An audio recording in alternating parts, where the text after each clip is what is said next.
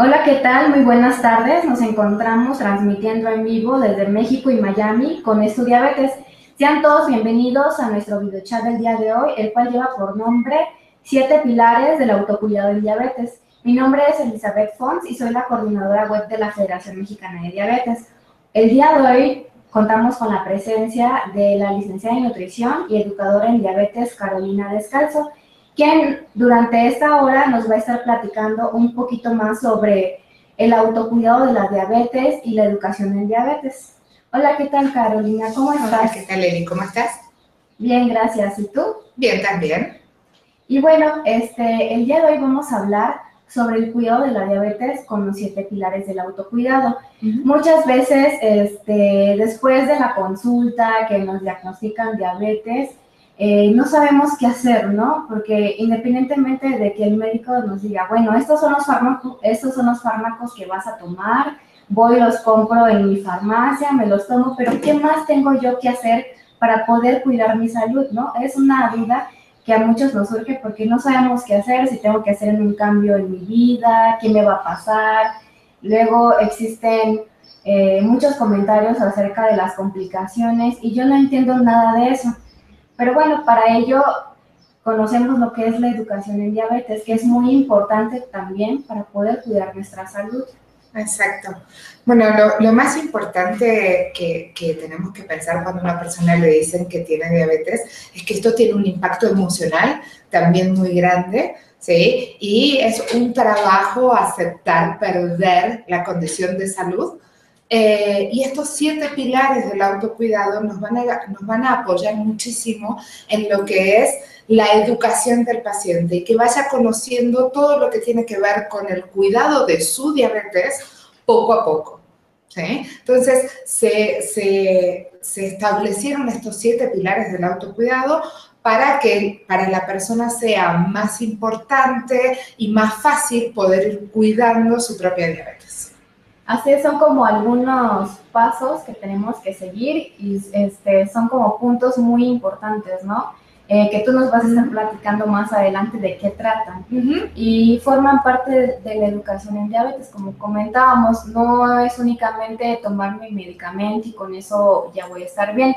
Dentro de los pilares del autocuidado vamos a ver que también un estilo de vida saludable nos va a ayudar a poder controlar nuestra diabetes.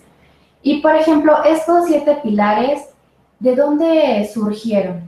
Bien, esos siete pilares surgieron, la primera importancia que tuvo la educación diabetológica fue planteada por Jocelyn, pero luego se trabajaron en siete pilares del autocuidado, en donde estos fueron como estudiados, ¿sí?, por la Asociación Americana de Educadores en Diabetes, se establecieron en 2003 y estos pilares son los que van como diagramando como los siete pasos más importantes que tiene que tener en cuenta tanto el paciente como el profesional que lo asiste, como la familia de la persona que vive con diabetes, ¿sí? Es como el paciente está ubicado en el centro del tratamiento y la intención es darle herramientas a partir de estos siete pilares del autocuidado y que vaya pudiendo tomar decisiones informadas con respecto a su patología. Y de esta manera ir obteniendo una mayor calidad de vida y una vida cada vez más independiente, más proactiva y que no sea como se pensaba antes a la diabetes, ¿no? Así de, bueno, ya tengo diabetes, ya está, estoy mal y mi vida va a ser un desastre. Entonces, la verdad es que estos pilares lo que dan es como muchísimas herramientas para llevar un mejor cuidado, un mejor control de la diabetes. Y lo que comentas es muy importante porque mencionaste también que los familiares o las personas que están alrededor del paciente, tanto como el profesional en salud, como es el médico, el educador en diabetes, el nutriólogo, el psicólogo, etcétera, deben conocer estos siete pilares. Ahorita vamos a mencionar cuáles son, pero sí es muy importante porque, como dices, les ayudan dándoles herramientas para que tomen decisiones informadas. Y muchas veces nos preguntamos, y bueno, ¿cuáles son los siete pilares?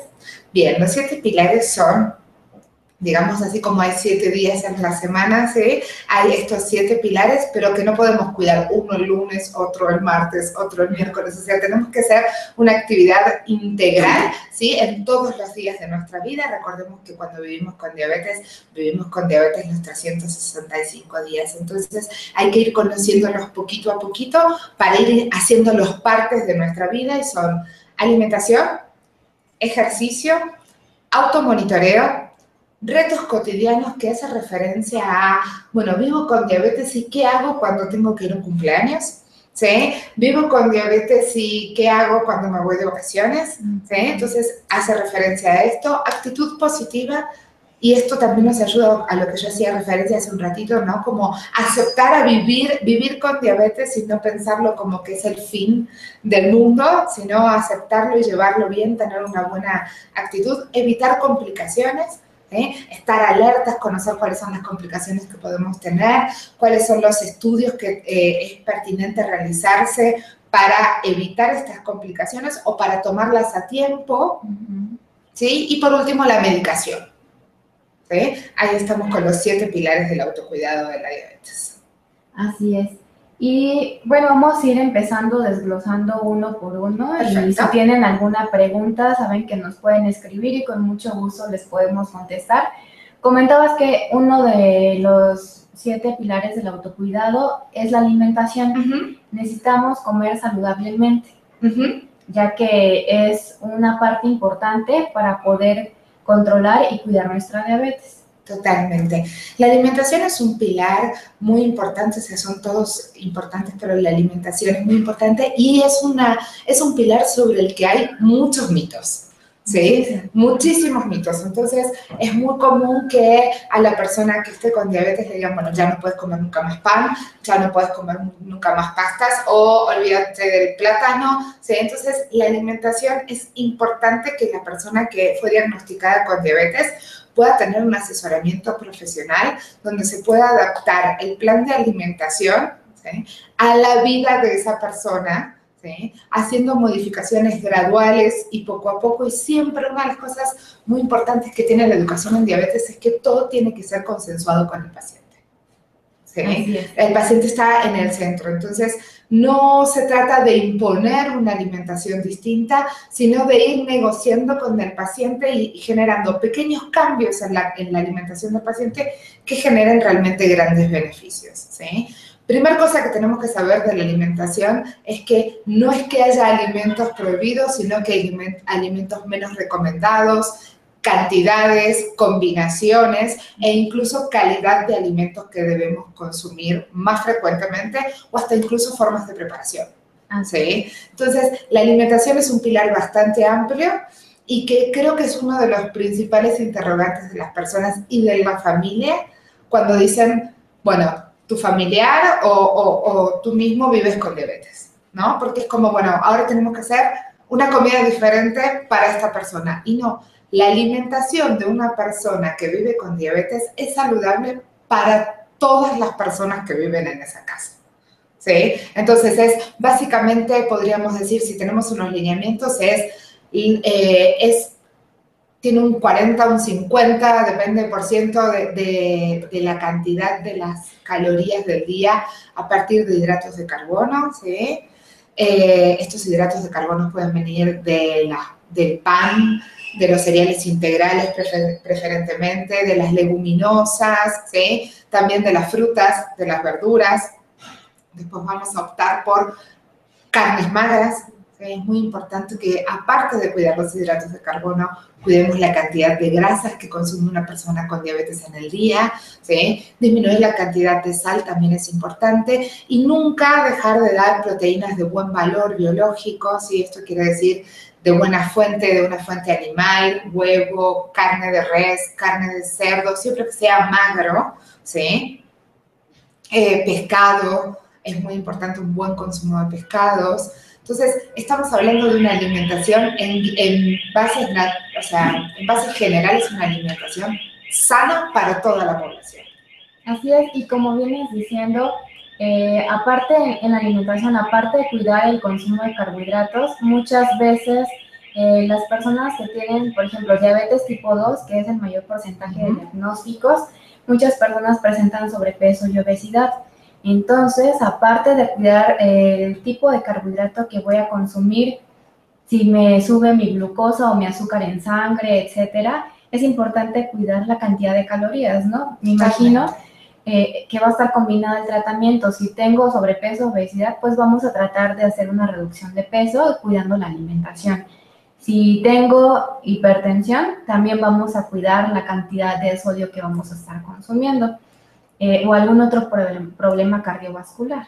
Por eso es importante acudir a un profesional que pueda adaptar el plan de alimentación a las necesidades de esa persona y de su diabetes, ¿sí? Porque cada diabetes, como cada persona, es única, porque puede tener distintas combinaciones, ¿sí? Podemos tener una persona que viva con diabetes y que tenga alto el colesterol, y podemos tener una persona que no tenga alto el colesterol. Entonces, el plan de alimentación va a ser diferente. Pero como para diagramarlo en bases generales, tiene que ser una alimentación, podríamos decir, saludable, con un correcto aporte de fibra, de vitaminas, de minerales, que nos dé energía para hacer todas las actividades que tenemos que tener en el día, ¿sí? Y no caer en restricciones absurdas que, aparte de no ofrecer un buen control, no generan un hábito y no se pueden sostener en el tiempo. Entonces, la persona está como pendulando entre la restricción y el exceso, ¿sí? Y eso es lo que tenemos que tratar de evitar.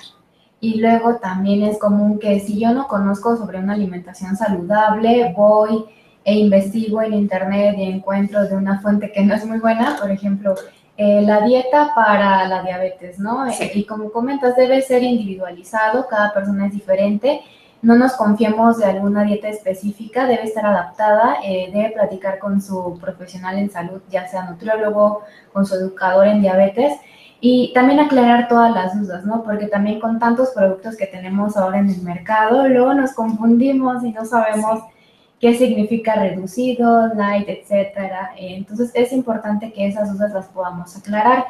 Y como comentas, una alimentación saludable para una persona con diabetes es también la que debería consumir, no sé, si soy una madre, mi esposo, mis hijos, etcétera, toda la familia, ¿no? Y no olvidemos el lado de que si yo vivo con diabetes y tengo hijos, también hay un factor genético que puede predisponer, y lo mejor siempre es prevenirlo. Totalmente, totalmente, y sobre todo si estamos hablando de diabetes tipo 2, que tiene un factor hereditario importante y sobre todo tiene un factor de hábitos. Entonces, si nosotros cambiamos los hábitos alimenticios, es muy bueno que los podamos transmitir al resto de nuestro núcleo familiar, ¿sí? Y un tip muy importante acerca de lo que estabas diciendo, Elizabeth, es que tenemos que aprender a leer las etiquetas, ¿sí? De los alimentos. Ese es un punto muy importante de la alimentación.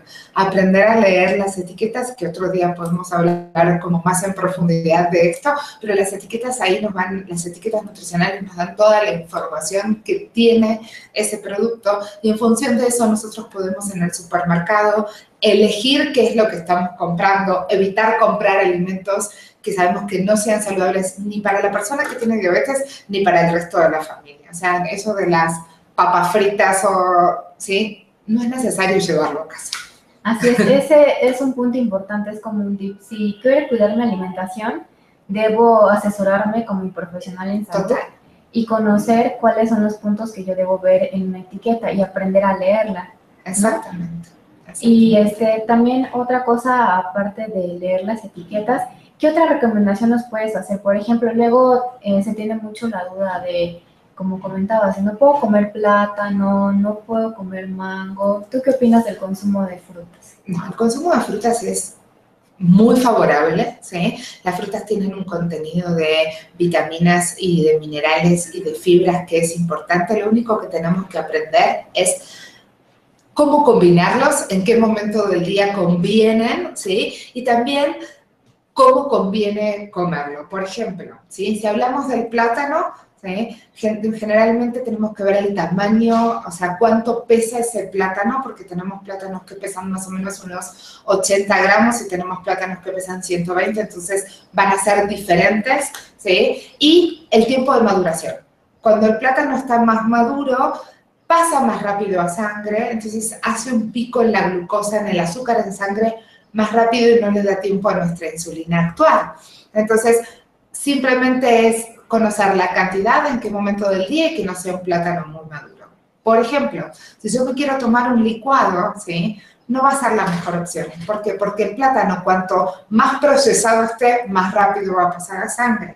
Lo mismo con la naranja. Si yo quiero exprimirme un jugo de naranja, ¿sí?, va a ser mucho mejor que yo me coma la naranja a gajos, ¿sí?, que ahí estoy comiendo toda la pulpa de la naranja y esa fibra retrasa la velocidad de absorción. Entonces, evito estos picos, ¿sí?, de glucosa tan rápido. Entonces, es importante que sepamos que no hay alimentos prohibidos, sino simplemente tenemos que aprender cómo, con qué combinarlos, cuándo, de qué manera me conviene comprarlos, ¿sí? Porque en el plátano hasta tengo que ver cómo le selecciono. Exacto. ¿Sí? Y por ejemplo, aparte también nos comentan, bueno, entonces ya no puedo comer cereales, ni panes, ni tortillas. Y nos comentan que a veces no saben qué es un hidrato de carbono, si es lo mismo que un carbohidrato, o por ejemplo, qué es un hidrato de carbono simple, uno complejo, cuál es como más conveniente. Así algo sencillo para que nos vayamos con algunos puntos muy importantes y precisos. Perfecto. Un hidrato de carbono simple es como su nombre lo indica, es una estructura, vamos a pensar que es como si fuesen dos circulitos, ¿sí? El azúcar que nosotros conocemos de mesa son dos circulitos. Se rompe esta unión que está entre estos dos circulitos y pasa derechito a sangre. Entonces hace que la glucosa en sangre se eleve mucho más rápido, cosa que no es beneficiosa, ¿sí? Porque tenemos una insulina ahí o ausente o perezosa, entonces lo que tenemos que hacer es evitar esos picos, ¿sí? En cambio, un hidrato de carbono complejo son estructuras que tienen estas mismas moleculitas, pero unidas, ¿sí?, de una manera, como lo indica su nombre, más compleja. Entonces, tardan más en el organismo en absorberse y en pasar a sangre. Okay. ¿Sí? Entonces tardan más en desprenderse uno de la otra. Exacto. Y entonces va a ser más gradual la curva. En vez de tener una curva así, vamos a tener una curva más, ¿sí?, no con tantos picos. Y si a estos hidratos de carbono complejos, como puede ser una tortilla, ¿sí?, todo lo que sea harinoso es un hidrato de carbono complejo, como para decirlo de alguna manera. Pensemos de todo lo que yo puedo sacar harina. ¿Del arroz yo puedo sacar harina? Sí. ¿De la papa puedo sacar harina? Sí, hay harina de papa. ¿Sí? ¿Del trigo puedo sacar harina? Sí. ¿Del maíz puedo sacar harina? Sí. Todo eso es un hidrato de carbono complejo, ¿sí?, con lo cual los vamos a tratar de elegir. Si yo a estos los combino con fibra, como puede ser una verdura verde, como puede ser un brócoli, como puede ser un nopal, como puede ser una espinaca, ¿sí?, esta fibra que le voy a aportar a través de la verdura a mí me gusta pensar que es como una especie de red, ¿sí?, que hace que la molécula de glucosa esté ahí como rebotando, ¿sí?, y no pase tan rápido a sangre. Entonces, aparte del beneficio de un hidrato de carbono complejo, estoy sumando el beneficio de la fibra que forma como esta red y permite que la absorción sea todavía aún más lenta, ¿sí?, y vaya pasando la glucosa sin hacer tantos picos de glucemia en sangre. Eso es muy interesante porque si bien los cereales también pueden ser integrales, no contienen la misma cantidad de fibra que las verduras. Exacto. Entonces, por eso nos recomiendas complementarlo el cereal con la verdura para aumentar la cantidad de fibra, ¿no? Totalmente. Y, por ejemplo, también nos comentan grasas, como también necesitamos tener sobrepeso, obesidad, que suele ser común en diabetes tipo 2. Entonces es importante cuidar el tipo de grasa y la cantidad como las preparaciones, pero luego tenemos dudas de cuál aceite será la mejor opción, en qué preparación, si el aceite de oliva o el de canola o el aceite de maíz, ¿no? Muchas veces se comenta pues es que mi nivel socioeconómico no es tan bueno, no puedo comprar aceite de oliva, pero ¿cuál sería una buena opción? Y en realidad los aceites en general, ¿sí?, mientras que nosotros los tengamos crudos, ¿sí?, van a ser una grasa saludable. A mí me gusta siempre que hablo con pacientes explicarles una regla que digo que todo lo que camina y sus derivados tiene colesterol, ¿sí? Y lo que no camina y sus derivados no tiene colesterol. Entonces, todo lo que venga de la res va a tener colesterol. La mantequilla, la crema, bueno, la manteca por supuesto, la carne de res, lo mismo pasa con el puerco, lo mismo pasa con el pollo, ¿sí? Bueno, todo eso tiene colesterol. Entonces tenemos que elegir lo que no tiene colesterol, ¿sí? Que es todo lo que no camina, como puede ser una oliva, ¿sí? Como puede ser el maíz, como puede ser la canola, como son los pescados. Sí. Porque no caminan nada, ¿no? Entonces ahí vamos con esta regla, ¿no? Entonces siempre vamos a preferir aceites que sean de lo que no camina, entonces puede ser oliva, y si no me alcanza el presupuesto para oliva, puede ser también maíz, puede ser cánola, también va a influir mucho en los gustos, ¿sí? De la persona, y la verdad es que no nos podemos poner como tan estrictos en ese punto. Un consumo saludable de pescado viene bien, y siempre que los aceites no sean sometidos a cocción. ¿Sí? Que no sean modificados por el calor, porque cuando son modificados por el calor, no es que se transforman en colesterol, pero en el organismo pueden tener funciones parecidas a las del colesterol. Entonces es importante hacer esta aclaración, ¿no? Y la verdad es que uno puede ahí jugar un poco con las preferencias, con las posibilidades económicas y tener una variedad para elegir. Así es, y luego si yo someto a altas temperaturas el aceite de oliva, aunque me costó mucho sorpresa, ya no tiene el beneficio, ¿no? Totalmente, totalmente.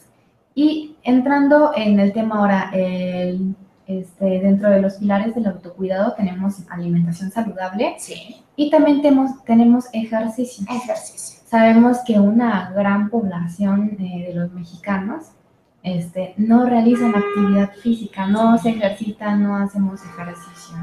Sí. Entonces, ¿cuáles son las recomendaciones para una persona que vive con diabetes para hacer ejercicio? Bueno, primero lo que tenemos que hacer es una evaluación de salud para ver qué ejercicio es el más adecuado para cada persona, igual que con la alimentación, y siempre vamos llevando esto a un tratamiento personalizado, ¿sí? Que, como tú decías, no podemos fijarnos ejercicios en Google, ¿no? Ejercicios para la diabetes. O sea, lo que tenemos que hacer es determinar con un profesional de la salud, que puede ser tu médico, tu educador en diabetes, que te den un asesoramiento para cuál es el tipo de ejercicio más adecuado para ti, en función si tienes o no tienes alguna complicación de la diabetes, y también en función a lo que te gusta, porque es más fácil poder hacerlo, si no te gusta es más difícil que no tengas la constancia de hacerlo, y en función a lo que uno viene realizando. Si venimos con un nivel de sedentarismo muy grande, donde estamos en una oficina sentados 8 o 10 horas, y después nos subimos al carro o al metro para ir a casa, y lo máximo que hacemos es sacar a pasear al perro los fines de semana, no podemos pretender ir a una maratón, ¿no? Entonces, es ir generando metas que sean lógicas y que sean alcanzables. Entonces, la principal recomendación que yo haría es que sea un ejercicio del tipo aeróbico, sobre todo si hay un sobrepeso. Entonces, si no vengo haciendo nada, con hacer 3 veces en el día 10 minutos de caminata, podría estar bien. Ni siquiera los tengo que hacer los 30 todos juntos, ¿sí? Y si no lo puedo hacer todos los días, puedo empezar haciéndolo 3 veces por semana, ¿sí? Después de ahí voy progresando. Una vez que sostengo esto y que esto se me va haciendo un poquito el hábito de hacerlo, no sé, durante 2 semanas, puedo progresar, y en vez de estar haciendo 30 minutos, ¿sí? 3 veces por semana, puedo hacer 30 minutos 5 veces por semana, y después lo puedo ir progresando 45 minutos. Es importante también pensar en que tengo que controlar mi glucosa antes y después. Ahora nos vamos a meter en el otro pilar, que es automonitoreo, y vamos a hablar un poquito de cómo se realiza este control, pero es importante saber que si yo tengo un nivel de glucosa alto, no me conviene salir a caminar, ¿sí? Igual que si tengo un nivel de glucosa muy bajo, ¿sí? Tengo que ir controlando todos estos aspectos de mi diabetes, y también ir controlando mis pies, mis ojos, ¿sí? Esto básicamente es porque si yo tengo algún daño en la retina, no me va a ser conveniente hacer algún tipo de actividad que sea levantar fuerza, o que implique rebote, o que implique que yo me agache y me levante. Entonces vamos a elegir algo como natación, como bicicleta fija, como caminatas, pero no vamos a elegir tenis, por ejemplo. Exacto. ¿Sí? Si tenemos algún tipo de lesión en los pies, tenemos que ver cuál es y sobre todo para prevenir las lesiones en los pies, tenemos que cuidar mucho el calzado que se va a elegir al momento de hacer actividad física. El calzado y los calcetines. Es importante tener en cuenta de que tiene que ser un calzado con talón reforzado, que no nos quede muy apretado, que no se provoque roce, ¿sí? Checar los pies, por supuesto, con un espejo para ver si en algún lado yo tengo los pies con alguna coloración distinta, ¿sí? Más rojo, eso quiere decir que tuvo algún roce, entonces tenemos que evitarlo. El calcetín tiene que ser preferentemente de algodón y sin costuras. Son todas pequeñas cosas que tenemos que tener en cuenta con la actividad física que nos van a dar, digamos, una mayor seguridad y un beneficio total del hacer una actividad. Así es, y como comentas del calzado, no intentar hacer ejercicio con mis zapatos del trabajo. Por ejemplo, sí tenemos que buscar el calzado adecuado, unos tenis cómodos, que pueda yo realizar actividad física adecuadamente y revisar siempre los pies al final, ¿no? Exacto. No tener una coloración, no sentir una temperatura diferente.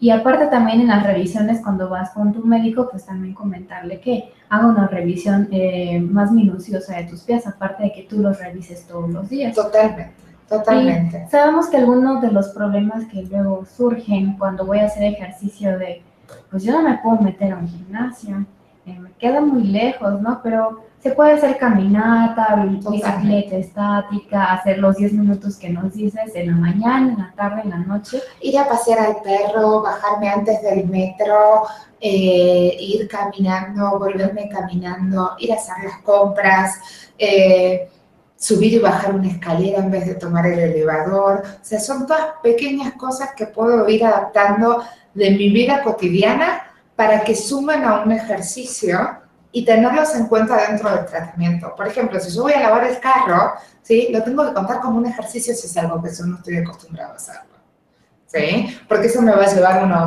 si somos muy detallistas, unos 30, 40 minutos, y son unos 30, 40 minutos de una actividad en la cual no estábamos acostumbrados a hacer. Entonces, tener la precaución de medir antes la glucosa, ver cómo está, antes de hacer este tipo de actividades que salen de lo que es nuestro hábito normal. Y es una buena oportunidad también para hacer actividades en familia, ¿no? Puedo salir a dar la vuelta con mis familiares, con mis hijos, con mi esposo, con mi esposa, etcétera. Y así hacemos ejercicio todos y también es como una convivencia en familia.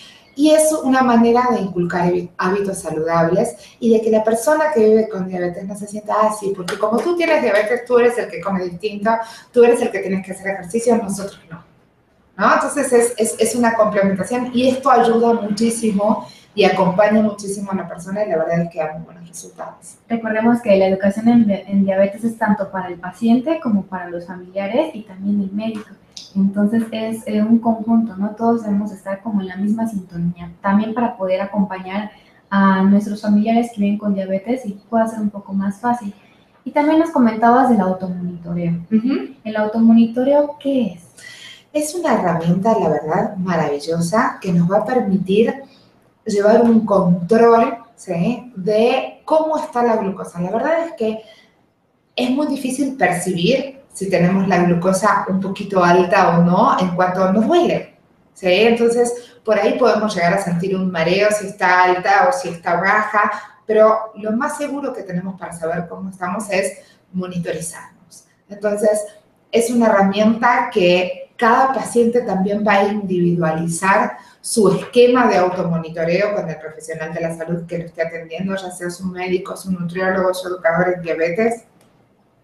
Y de esta manera vamos a ir adaptando el automonitoreo a las necesidades, al tipo de diabetes, a la evolución, hasta incluso a los distintos momentos de la vida, ¿sí? Porque por ahí, si estamos cursando con una infección, nos conviene aumentar el número de monitoreos que estamos haciendo y luego regresamos al esquema habitual.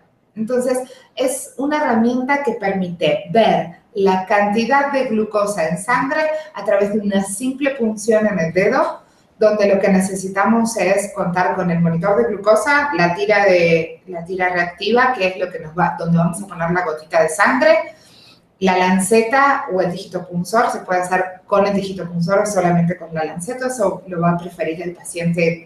Hay pacientes que dicen, no, yo quiero con el punzor, y el otro dice, no, yo quiero solamente la lanceta, ¿sí?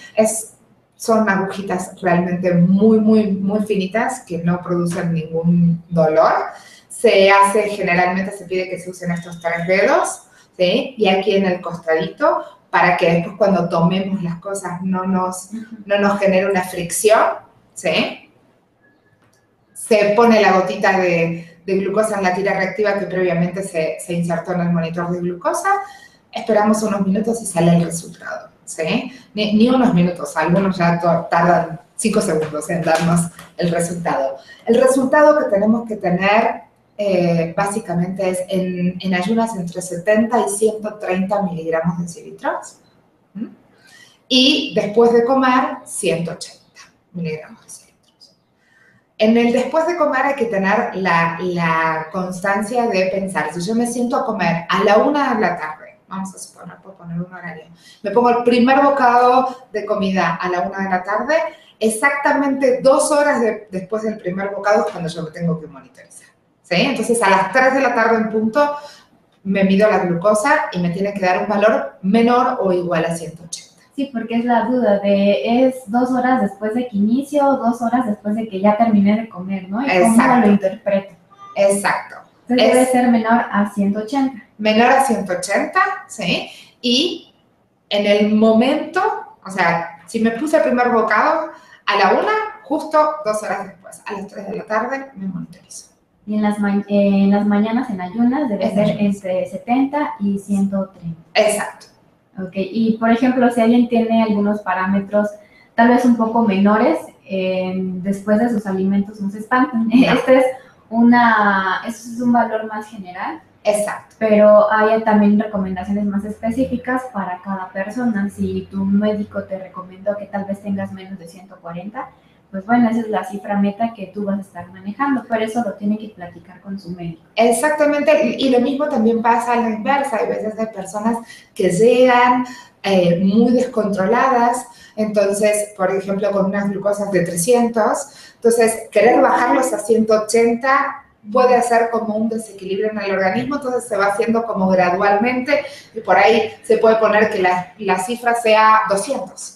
¿Sí? Eso se va a ir individualizando con el paciente y el profesional de la salud. El paciente tiene que estar informado de todo esto y después de un tiempo de ya tener una cifra en 200 se baja a valores metas ya más generales. Sí, no es reducir de un día para otro, sabemos que no, pero poco a poco ir controlando el nivel de glucosa. Como comentas, si estaba en 300, mi meta puede que sea de 200 y poco a poco ir bajando, ¿no? Exacto. Por eso nos va a llevar un poquito de tiempo, porque sabemos que incluye cambios en el estilo de vida, ¿no? Sí. Es muy importante, es muy importante saber que esto no es una fórmula mágica, que nos van a dar una medicación y solamente con la medicación y ya. O sea, es realmente que el cuidado de la diabetes requiere que el paciente esté en el centro, ¿sí? Para que pueda conocer todos los aspectos que tiene que cuidar y llevar adelante el tratamiento de una manera fácil para el paciente, porque la verdad es que una vez que uno va conociendo y se hace parte, es sencillo de cuidar y también armoniosa, ¿no? Que el paciente como que lo entusiasme poder ver sus metas cumplidas, sus logros, por eso es tan importante individualizarlo. Así es, y así el paciente se empodera porque sabe, va a poder interpretar y va a poder actuar, ¿no? Totalmente. Por ejemplo, algo muy sencillo, si yo sé medirme mi glucosa, veo que tal vez, tengo una hipoglucemia, una glucosa baja, abajo de 70. Entonces, si yo ya recibí educación en diabetes, ya sé que es una hipoglucemia, ya sé cómo medirme, ya sé cómo actuar, yo me voy a sentir empoderado porque yo puedo hacer los cambios, ¿no? Yo puedo mejorar este aspecto. Y eso mejora muchísimo la relación con la diabetes en sí, porque uno no se siente como preso de una diabetes, sino que uno tiene la capacidad de accionar, ¿sí? y de vivir más libremente y no tenerlo tanto como una cuestión de un peso, como una mochila que estoy llevando, ¿no? Y una pregunta, Por ejemplo, nos comentabas que para la medición necesitamos el glucómetro, la lanceta, la tira reactiva, ¿no? Uh-huh. Y necesitamos limpiarnos las manos, ya sea que las lave o con una toallita alcoholada. Pero comentan, ¿la lanceta la puedo ocupar una sola vez o la puedo usar más veces? O... La recomendación es que todos estos, tanto las lancetas como si tenemos que usar, aplicarnos alguna medicación, ¿sí? La recomendación siempre es que lo usemos una vez y lo descartemos. Y hay algo que voy a decir que a veces parece obvio, pero que no lo es que todos estos insumos son de uso personal, ¿sí? O sea, si hay varias personas que están viviendo con diabetes, pueden compartir el glucómetro, pero no la lanceta, ¿sí? Pueden tener un glucómetro y que toda la familia use el mismo glucómetro, pero las lancetas también son individuales. Lo ideal siempre es que sea un uso y luego se descarte, y que se descarte debidamente. Sí, todo lo que son elementos cortopunzantes, sí, que tengan filo o que uno los use para aplicarse, tienen que ser descartados en un recipiente aparte, de un plástico duro, puede ser hasta una botella de Clorox, y cuando viene el recolector de basura se da aparte y se descarta aparte. O se pueden llevar a algún centro de salud donde tengan residuos patogénicos también. Así es, es muy importante saber eso, porque luego desechamos las lancetas o las tiras así en una bolsita X y se va a la basura.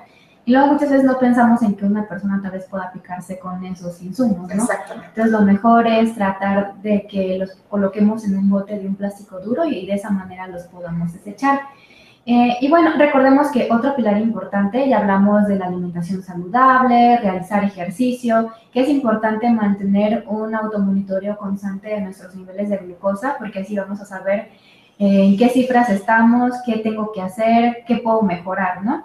También es importante el tratamiento médico, tomar mis pastillas, que pues es normal, ¿no? Que al inicio pueda que soy un poco renuente al medicamento, pero es importante que platiques con tu médico cuál es el beneficio, que si tiene algún efecto secundario, no es porque a mí no me sirve o no me funciona.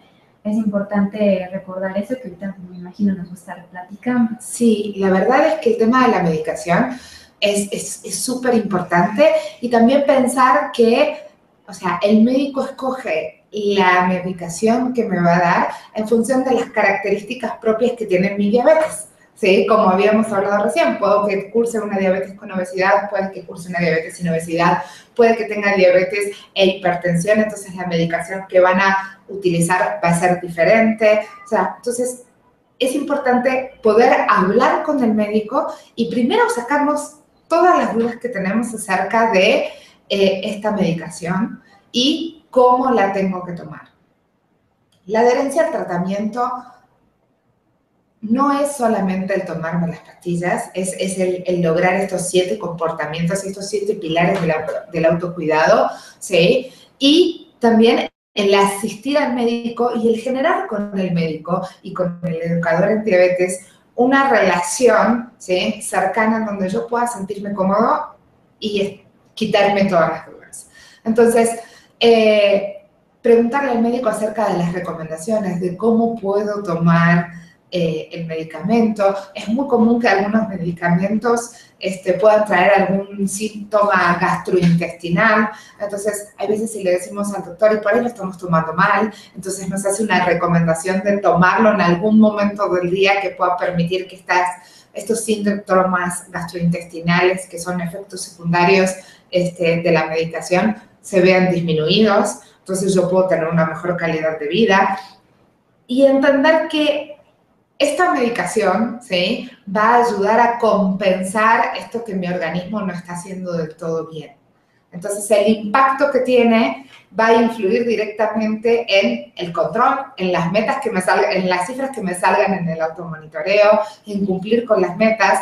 Va a estar relacionado con el alimento que yo estoy comiendo, ¿sí? No puedo tomar la medicación y hacer desarreglo total en la comida. Tiene que ver en qué momento tomo la medicación también con respecto a hacer actividad física, ¿sí?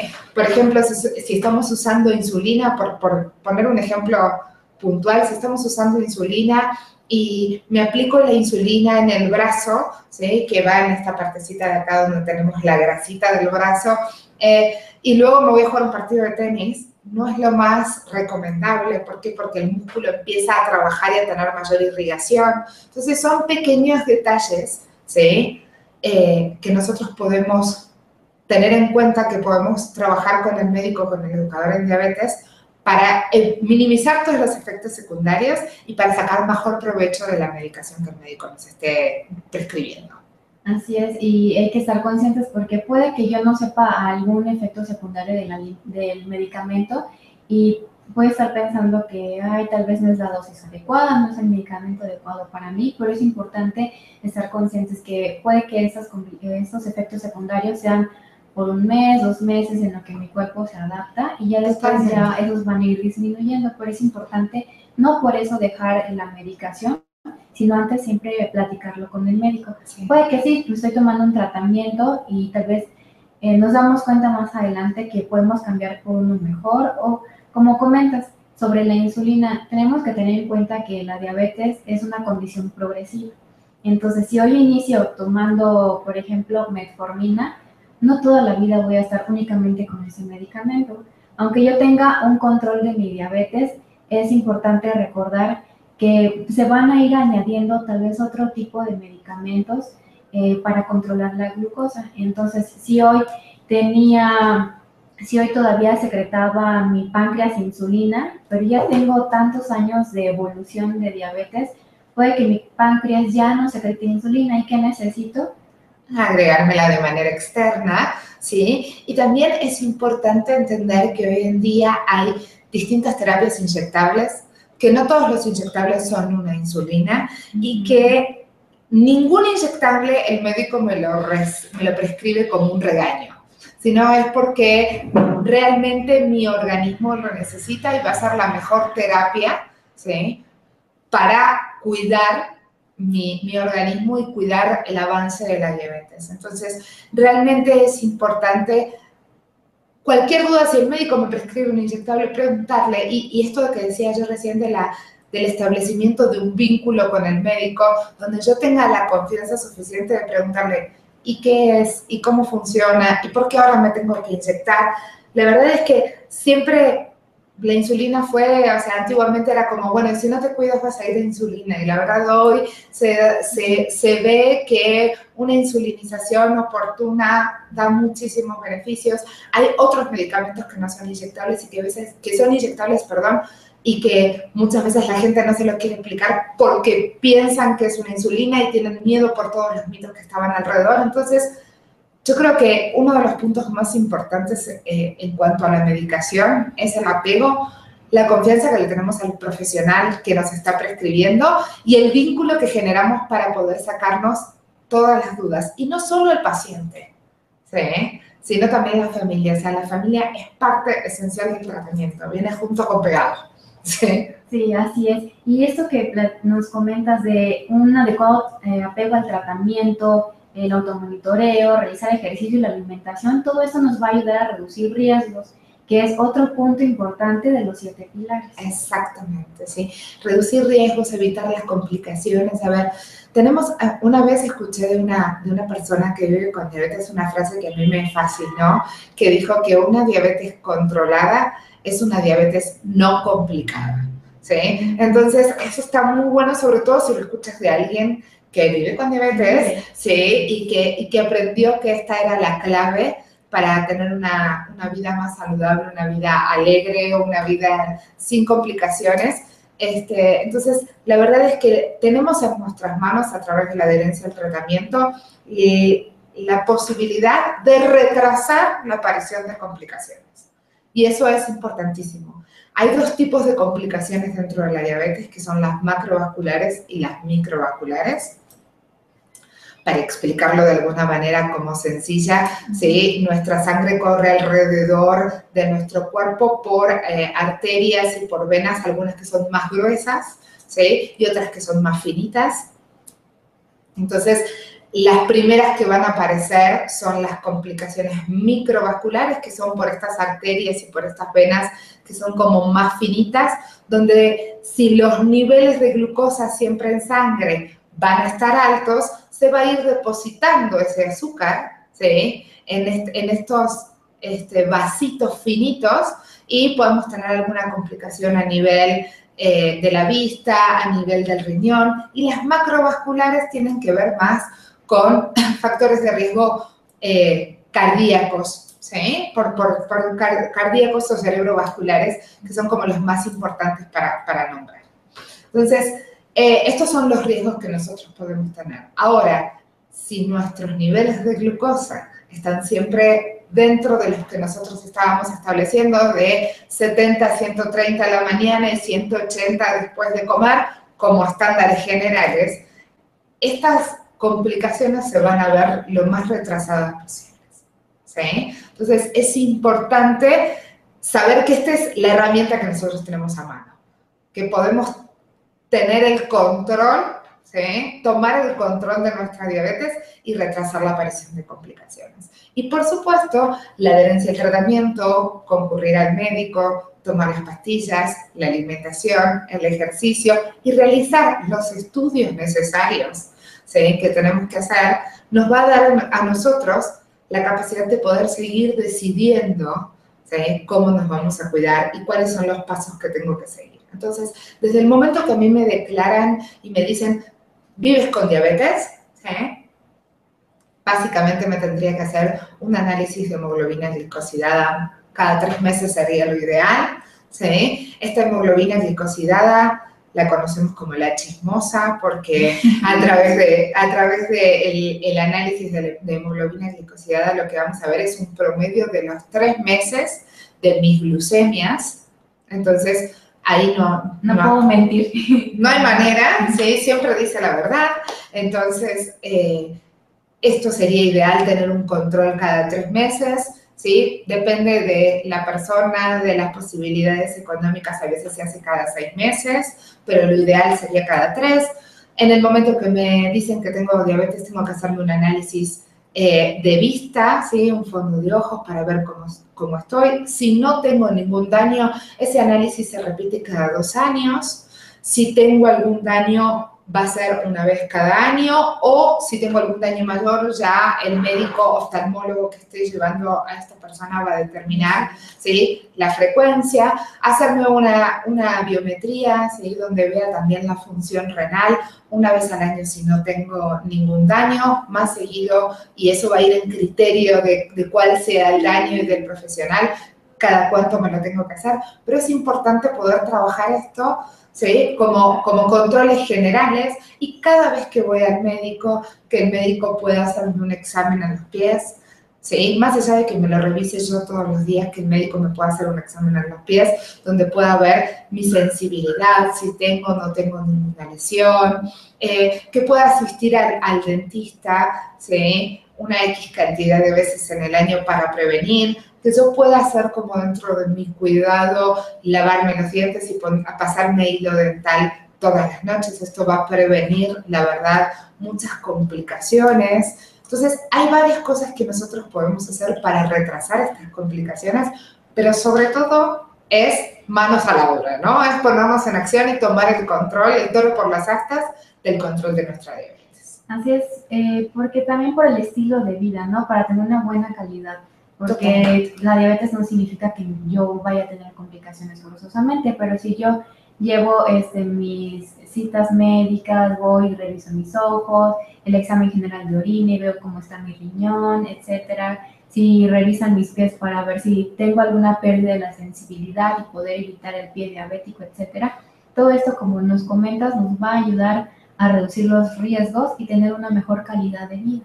Exactamente, exactamente. Y aparte que para las personas que viven con diabetes es muy bueno, ¿sí?, saber que estos controles van a ser como una ayuda, un algo en que confiar para saber cómo estoy, ¿no? Entonces me va a dar un panorama general de cómo estoy ahora y de lo que tengo que hacer para cuidarme. Ok. Y nos falta todavía un poquito hablar de lo que es la actitud positiva, porque también es muy importante la actitud que tenemos ante la diabetes. Esto nos va a ayudar a tener un mejor control o un no tan buen control y aprender a enfrentar los retos cotidianos, ¿no? Exacto. Bueno, en realidad estas dos podemos relacionarlas muy bien entre sí. Si yo tengo un cumpleaños y a mí, que sería un reto cotidiano, ¿no? O sea, tengo el cumpleaños de la prima de mi tía. Y la verdad es que no va a haber una comida especial, entonces esto a mí me preocupa y prefiero no ir y me quedo en mi casa triste. Esto no es una manera ni de llevar adelante un reto cotidiano ni de tener una actitud positiva con mi cuidado, con mi compromiso. Entonces, hay muchas estrategias que podemos desarrollar para enfrentar estos retos cotidianos, como irnos de vacaciones o distintas cosas. Entonces, vamos a pensar un ejemplo. Si yo me voy de vacaciones, ¿sí? ¿Qué es lo que tengo que hacer si vivo con diabetes? Bueno, tengo que planificar, ¿sí? Y esta va a ser la clave que a mí me va a permitir pasar unas vacaciones fabulosas, ¿sí? Sin descontrolar mi diabetes, sin dejar de tener el cuidado responsable que tengo que tener. Porque la diabetes no se queda en mi casa. No, viene conmigo de vacaciones. Lo bueno es que no paga pasaje, ¿sí? Entonces, viene conmigo de vacaciones. Entonces, esto es algo que nosotros tenemos que hacer, es planificar, ¿sí? Y la verdad es que cuando empezamos a llevar un orden en la vida, lo podemos traspolar a todos los aspectos y uno vive mucho mejor. Podemos ver a la diabetes como aliada. Entonces, pensar, ¿dónde voy a ir? Si voy a un lugar, no sé, que sea un hotel que tenga un all inclusive, bueno, ¿cuáles van a ser mis opciones de desayuno? ¿Sí? ¿Cuáles van a ser mis opciones de comida? Si voy a hacer una excursión y voy a pasar mucho tiempo lejos del hotel donde estoy hospedado, bueno, ¿qué me voy a llevar? ¿Me voy a llevar para hacer colaciones? ¿Me voy a llevar una fruta? ¿Me voy a llevar porque no sé si vamos a parar a comer o no? Entonces me voy a llevar un sándwich para comer. Sí, un sándwich, ¿por qué no? Me puedo hacer un sándwich saludable, ¿sí? Con un pan integral, me puedo hacer un sándwich saludable con una tuna natural, con verduras que tenga jitomate, que tenga aguacate, que tenga lechuga, y ese puede ser un sándwich completamente saludable que yo me pueda llevar.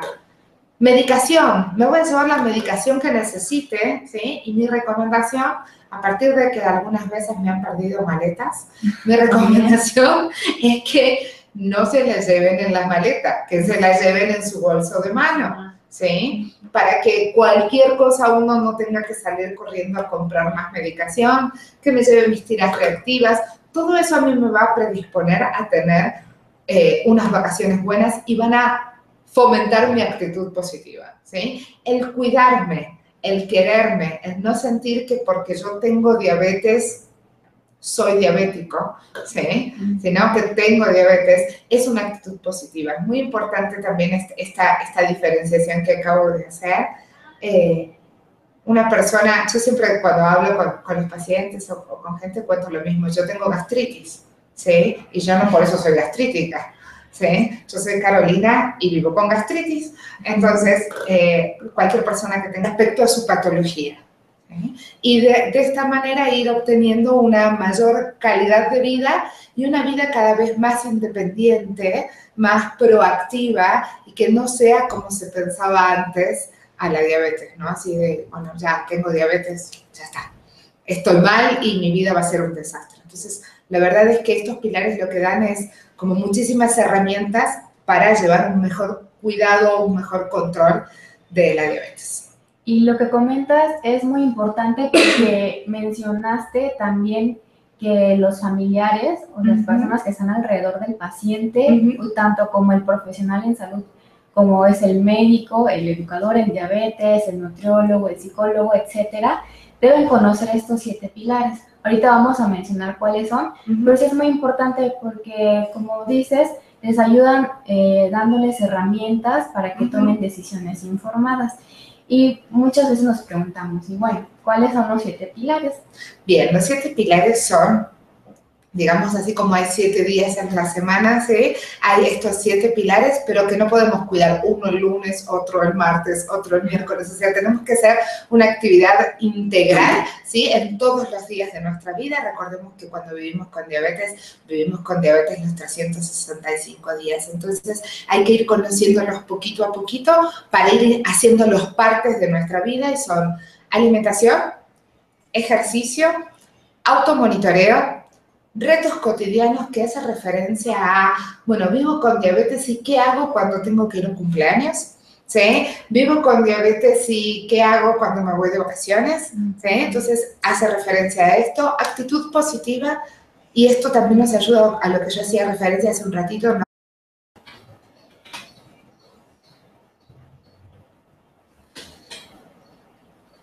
Hola, ¿qué tal? Muy buenas tardes. Nos encontramos transmitiendo en vivo desde México y Miami con Estudiabetes.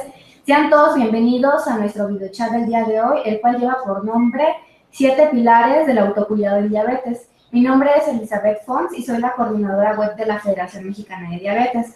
El día de hoy contamos con la presencia de la licenciada en nutrición y educadora en diabetes Carolina Descalzo, quien durante esta hora nos va a estar platicando un poquito más sobre el autocuidado de la diabetes y la educación en diabetes.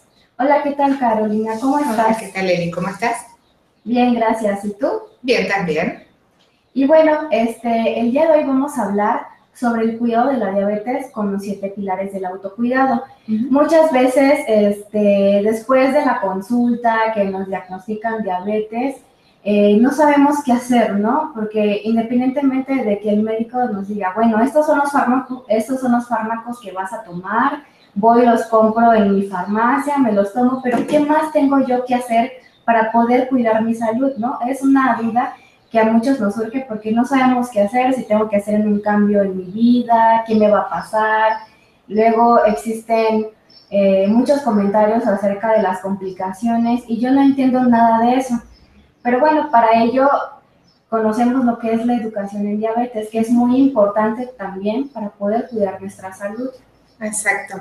Bueno, lo más importante que tenemos que pensar cuando a una persona le dicen que tiene diabetes es que esto tiene un impacto emocional también muy grande, ¿sí? Y es un trabajo aceptar perder la condición de, ¿no? Como aceptar a vivir con diabetes y no pensarlo como que es el fin del mundo, sino aceptarlo y llevarlo bien, tener una buena actitud, evitar complicaciones.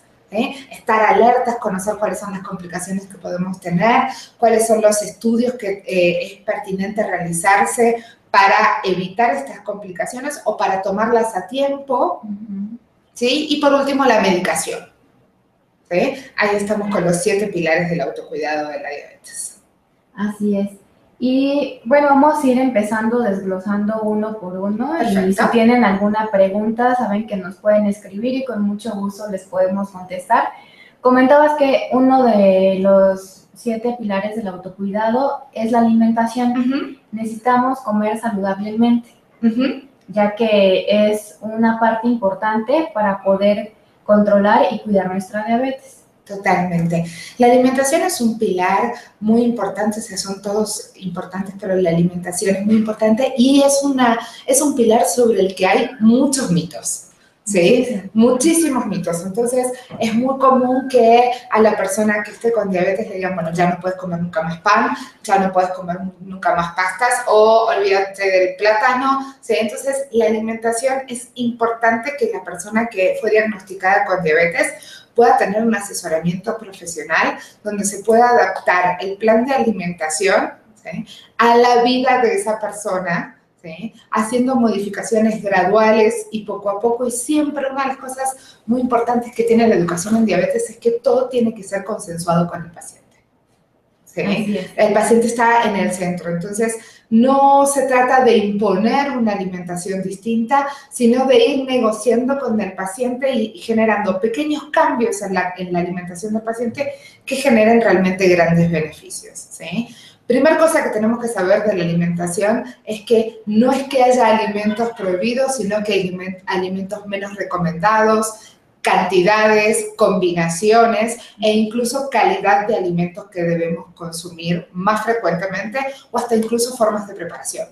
¿Sí? Entonces, la alimentación es un pilar bastante amplio y que creo que es uno de los principales interrogantes de las personas y de la familia cuando dicen, bueno, tu familiar o tú mismo vives con diabetes, ¿no? Porque es como, bueno, ahora tenemos que hacer una comida diferente para esta persona. Y no, la alimentación de una persona que vive con diabetes es saludable para todas las personas que viven en esa casa. ¿Sí? Entonces, básicamente, podríamos decir, si tenemos unos lineamientos,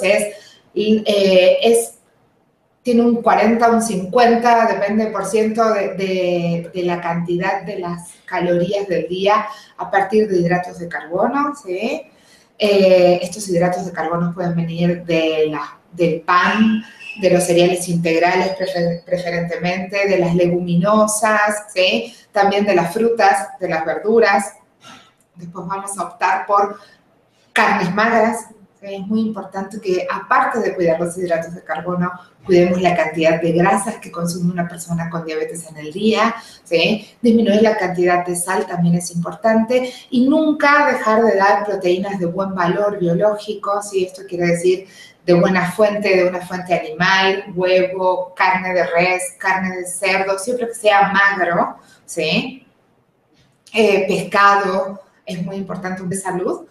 Y estos 7 pilares del autocuidado nos van a apoyar muchísimo en lo que es la educación del paciente y que vaya conociendo todo lo que tiene que ver con el cuidado de su diabetes poco a poco. ¿Sí? Entonces, se establecieron estos 7 pilares del autocuidado para que para la persona sea más importante y más fácil poder ir cuidando su propia diabetes. Así son como algunos pasos que tenemos que seguir y son como puntos muy importantes, ¿no? Que tú nos vas a estar platicando más adelante de qué tratan. Y forman parte de la educación en diabetes. Como comentábamos, no es únicamente tomar mi medicamento y con eso ya voy a estar bien. Dentro de los pilares del autocuidado vamos a ver que también un estilo de vida saludable nos va a ayudar a poder controlar nuestra diabetes. Y, por ejemplo, estos 7 pilares, ¿de dónde surgieron?